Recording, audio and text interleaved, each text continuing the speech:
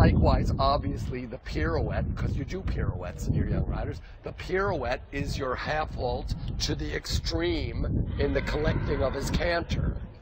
That does not mean, though, that he takes over in that moment, right? He doesn't come to the pirouette canter and then say, well, now I'm all on my own, the reins are slack.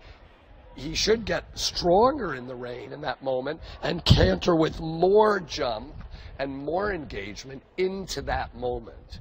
So how do you know how strong the rein should be? It depends on how much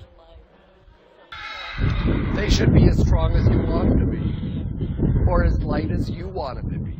That's the answer. You know, if I say to you, how much do you want to work? Well, okay, everybody has to work, maybe not everybody, but most people have to work, right? The thing is, how hard you work is going to be up to you.